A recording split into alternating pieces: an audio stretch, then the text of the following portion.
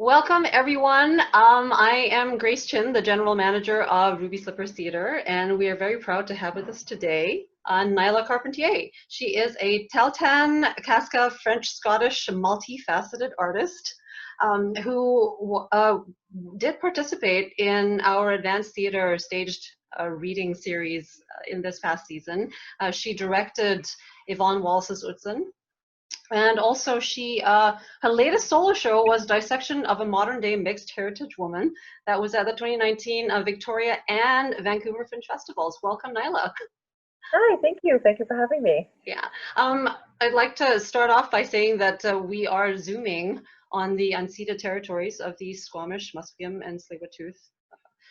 Nyla, did you want to add to the land acknowledgement? Yeah, and so I'd just like to acknowledge that, a lot of my creative work is based here on Musqueam and Squamish and Tsleil-Waututh territory. And I'm very grateful that I get to be able to do this kind of work here. And sometimes, it makes me think about what kind of person I can be in these territories, like how I treat these territories with respect. And honestly, if I could, I would literally pay my rent directly to the Coast Salish, to the Squamish, to the Musqueam, to the Tsleil-Waututh if I could. So, that's just one of the things. It's like those territories, like, who would I rather pay rent to? So again, I'm grateful to be here, and I've been living on these territories for the last going to be 15 years in August.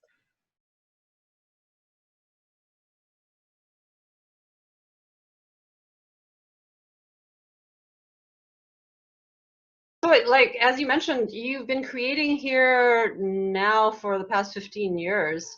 In terms of your lived experience of racism within our creative industry, within the past 15 years, is there any part of that you'd like to share with us? I had to take a long think on it because I realized in a lot of my career, it's even in my training, I never experienced overt racism towards Indigenous people.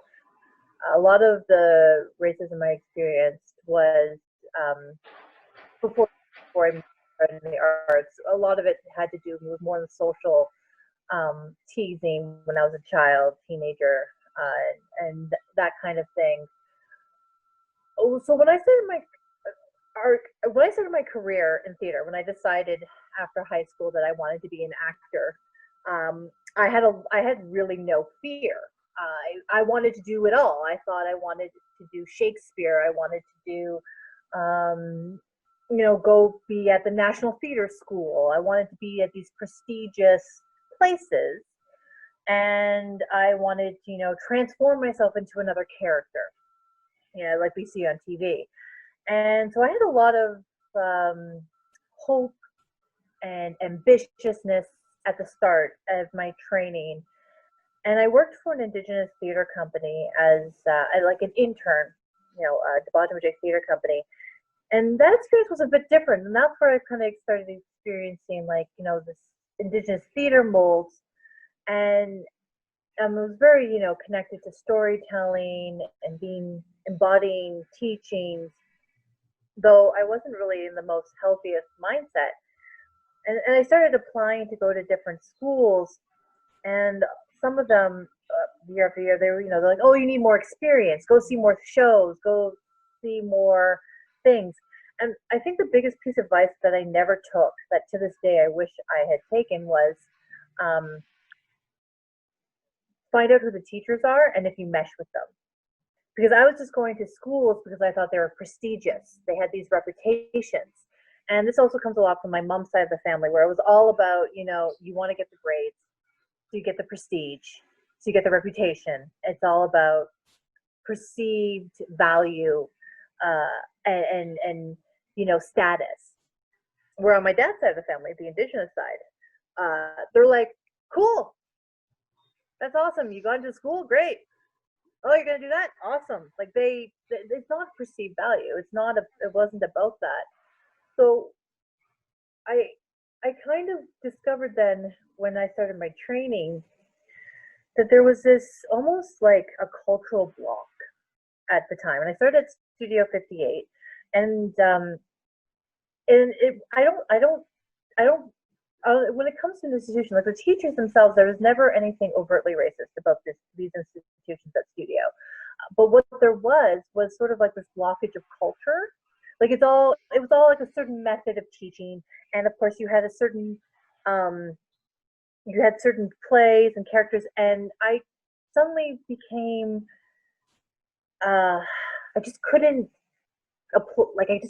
mesh with those characters, or and I started getting fearful. I started doubting myself.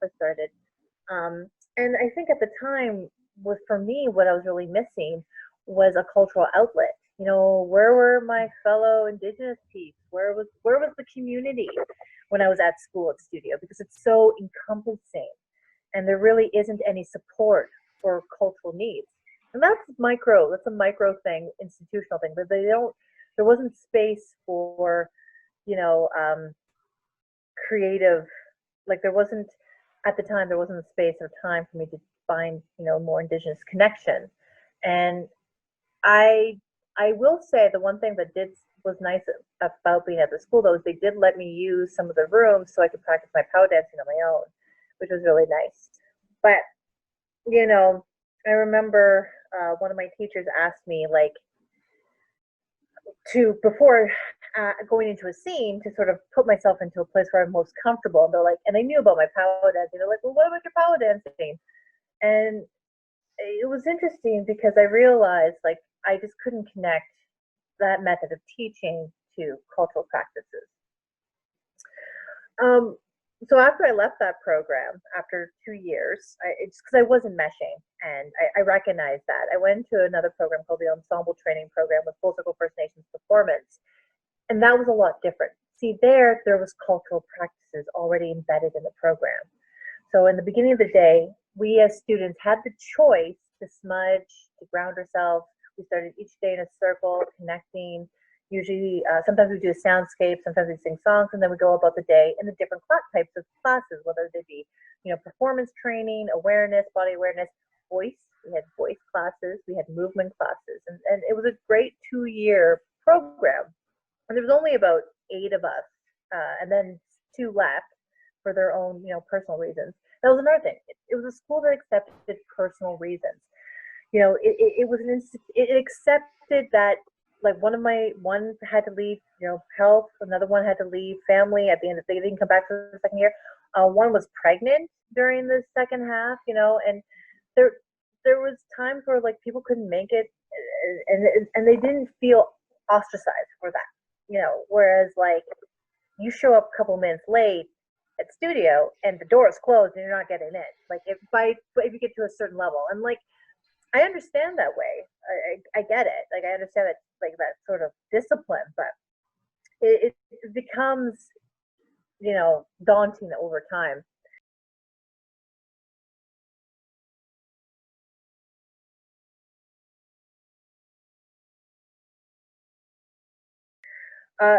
Did you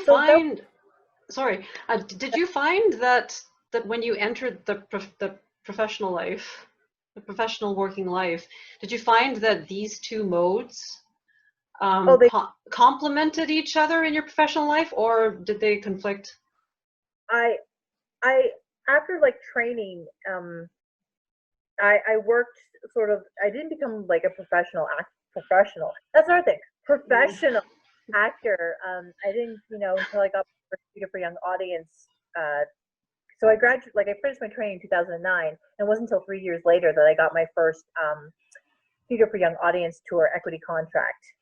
3 years, but I did work on, like, a community dance-based thing, and so what I found was, when I worked for Access Theatre for Raven Meets the Monkey King, which was a super fun show. Now, the thing about that show was that, we had to have so many discussions about protocols, and about the script and who could tell stories, and that was the one thing that was really important. Is, I was able to voice concern and say, well, look, we have to be careful. Like, I can't just share any song with you because it belongs to somebody, so it's better for us to create one. And the best part was they were Louise Moon, who wrote Raven King and Raven King, Raven. Monkey, yeah, Raven and Monkey King. She listened to so many input, and she, asked for input, and it was a very collaborative process. And which is really great, because as an actor, not only did I bring my storytelling skills, but I also brought my dance skills with it. I kind of also recognize that is very rare, that not every actor would be able to bring these sort of skills and help develop a new piece. And, they usually come in with a certain skill set. And after that, like working for that experience, but I discovered Wayne Speck, our director, he was one of those directors who was like, sure, rehearsal was 10 to 6, but if he saw that we were completely drained and loopy by 4:30, he was like, okay, go home. Like, you're no good to me. I'm actually going to take this next hour and a half for myself to make notes and whatever, do production stuff.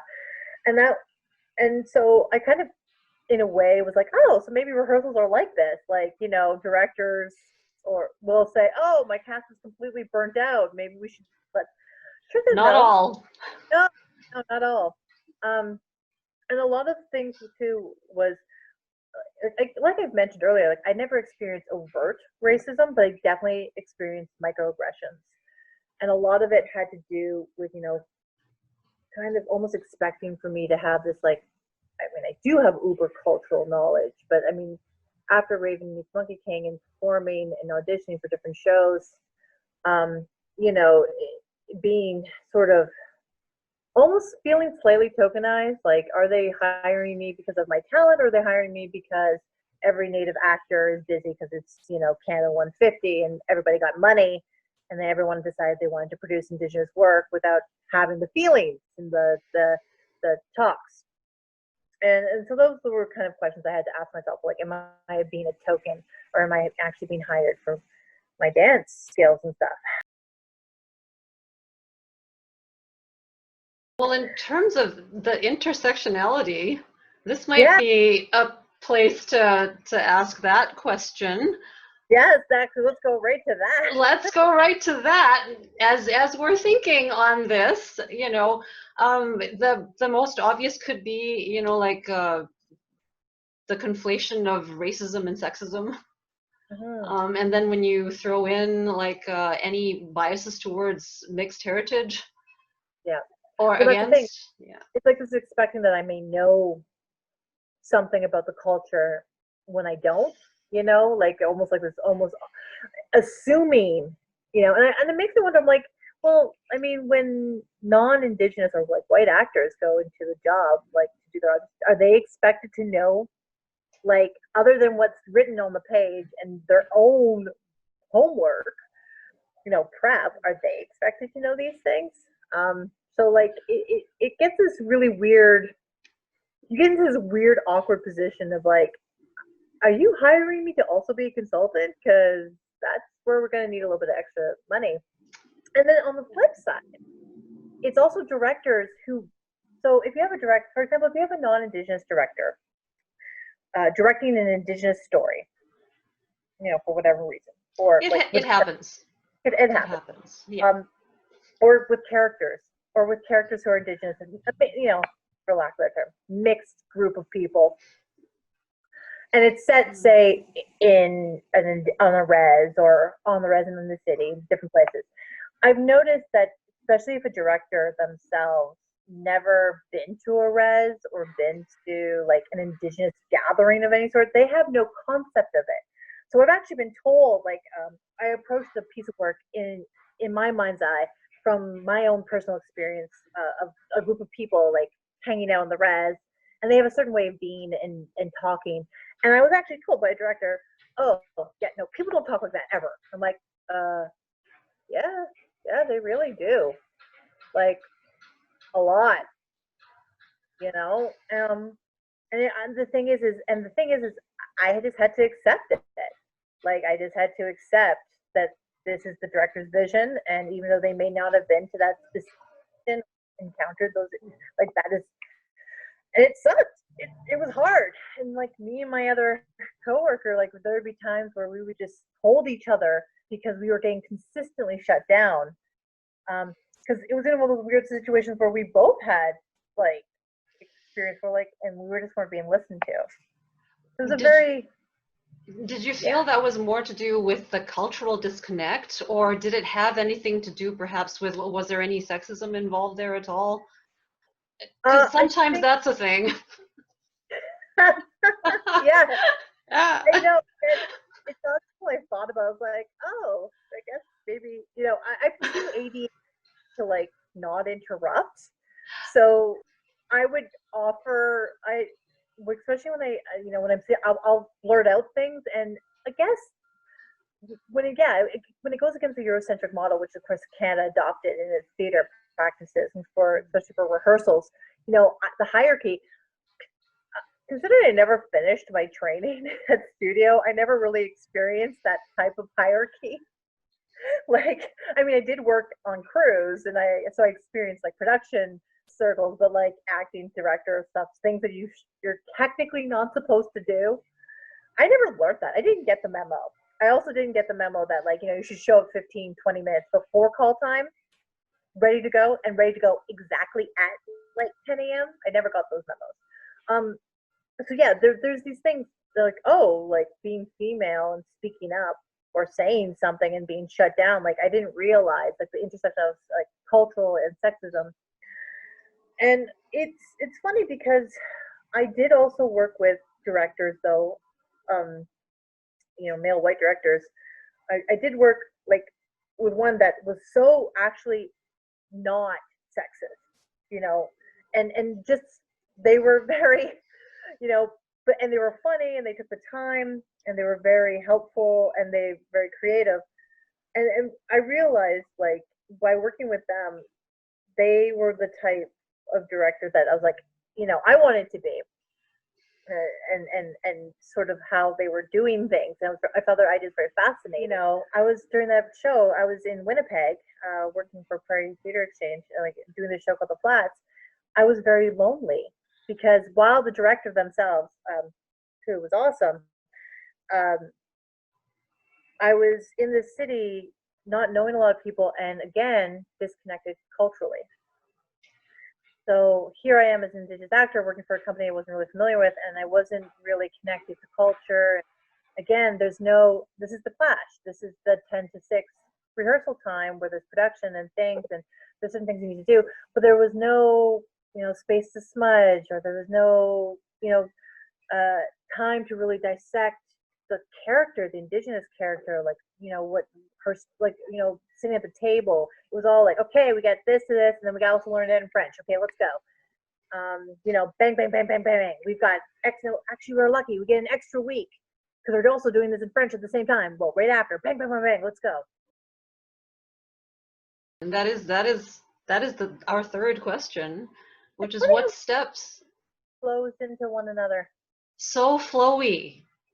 I don't know. I mean, we might have some kind of like chemistry, but it could also be that Ruby Slippers constructed the interview questions fairly intelligently. But yeah. So it seems almost like you're really getting into that question then of what you feel needs to change. Yeah to fundamentally like this is something I have been thinking about for at least a good 5 years now, and this is also based on the fact that I worked for Full Circle First Nations Performance with the artistic managing director Margot Kane, and through Full Circle I also worked with other artists like Kim Harvey and Roy Payette and Michelle Olsen and Yvonne Chartrand and all these amazing Indigenous leaders of the arts. And one of the things I noticed right away working for Full Circle back when I first started in 2009 after my training was done was the fight for grants, for money, and having to like try to quantify success. And here's the thing, it's a lot of non-Indigenous institutions, like white institutions, when it first started, when they did this big push for Canadian theater, like they were given tons of resources to produce Canadian theater. And so there's been, those resources have been given to like regional theaters, and since the 50s, right, since that all came out. And they, at the time when that came out, in the 50s, they viewed Indigenous storytelling as like a hobby. It wasn't actually considered on par or equal. There was no equity or equal for Indigenous storytelling practices or the mask work that is done. So already there is a disadvantage being created on purpose. So of course, flash forward now, and we have these granting bodies. We're like, you know what? It's great that you've created these initiatives for Indigenous artists. You also need to allow us to get lots of resources and fail like our non-Indigenous,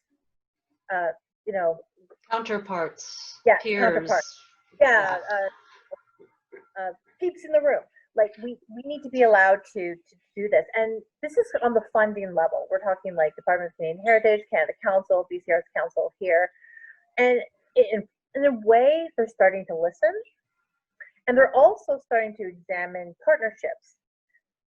This is the connecting the dots. So we have their granting bodies. Obviously, more resources need to be given to artists and organizations, Indigenous performing arts organizations like Native Earth in Toronto, Full Circle here, Urban Inc., Savage Society, Indigenous-led organizations, so that they could be able to produce work, and then also be able to have healthy partnerships. And then when I say healthy, this means that if two companies partner to produce a work that goes on stage, say at the Coast or with Arts Club, that there needs to be clear, respectable boundaries and understanding between the two companies. And then again, I say that Kim did something incredibly genius, which was have a treaty signing with Arts Club, making sure that Arts Club would follow and honor Kim's process in creating Break Horizons. Brilliant. This is important. These we need to build these relationships, these reciprocal relationships. And I've noticed that smaller companies, medium to small companies like Ruby Slippers, for example, are 3 people max working who are non-Indigenous tend to work better, are able to do these small partnerships, right? Are able to build and also be very clear about, funding, money that was able to get, et cetera, et cetera. Now it's up to the larger institutions, and I know Arts Club is in the process of working on this, but also institutions like Bar on the Beach, like again, Cult has also been working on these things, but all institutions across the country, and NAC created its own Indigenous theater thing, but these larger institutions need to understand, and other theater companies need to understand that they need to build relationships with artists, Indigenous artists, and they need to be prepared to have their notions of Canadian theater structure challenged, and they need to be able to let go if they want to create a healthy partnership. And these relationships take time, and that's an interesting thing.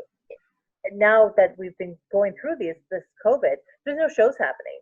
This is a great time for non-Indigenous theater companies, who've been around for a while, to look at their board, to look at their structure, and to look at how they actually approach performers who are Indigenous, performers who are Black, performers who are of color, and how they treat them, and also maybe come to grips that the standards that these rehearsal standards that we've had for so long, these rehearsal periods, that they have been problematic for some time, and maybe it's time for us to start actually upping our rates and extending our rehearsal creation time for our pieces, and it would be more beneficial.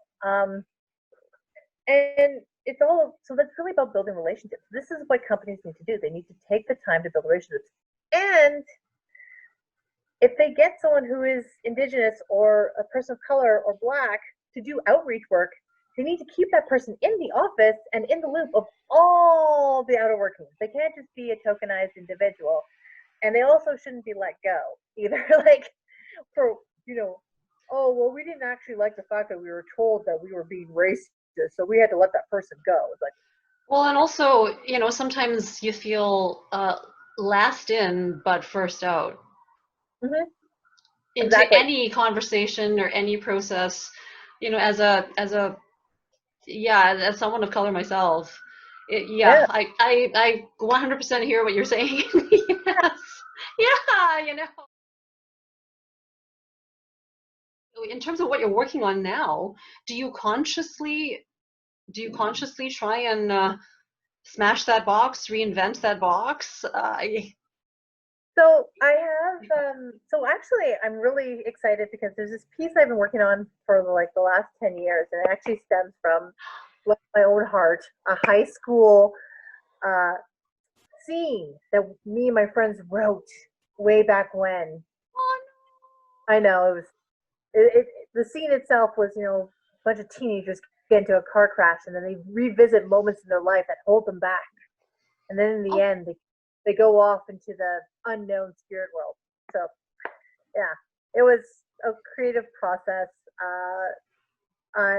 It got 10 out of 10 at the time. We were very proud of it. But I always kind of kept this image of what happens to us when we are in that in-between place of life and death. So this play is called, it was originally called Gateway, and I think I might change it to called The In-Between Place. And it's a piece where a young woman of Indigenous mixed heritage, I wonder who that's based on, wakes up in this world, but it seems like this world, and she encounters three spirits who are guides of hers, and these spirits also can transform. You know, they come to her as her aunties and her grandma, but they also have the capacity to transform into her friends, into other people. And there's also this other character. There's a fourth character who's there, who's her grandfather's also, so her grandfather, who's also able to guide, who's also able to transform. And there's also a trickster present who causes and shifts things. Because on the one hand, the guides are there to help her figure out where she's going to go. Is she going to go back to the red road of the living, or she can continue on the spiritual path to the spirit world? Or is she going to get stuck there because the trickster really likes her and wants her to stay around? You know, it happens. It's just, it happens. So it's one of those places for like questions I had for myself, and also our own internal fears.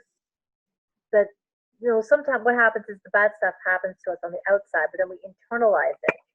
You know, and become our own fears, and our own feelings and fears, or traumas become our own worst enemies and holding back. And that's kind of what she's fighting, is, you know, those fears, and also trying to fight, like, not just a sense of belonging. It's beyond sense of belonging. It's things that happen to her family and happen to her, and just trying to process that. So processing the past so she can figure out where to wake up and how to move forward.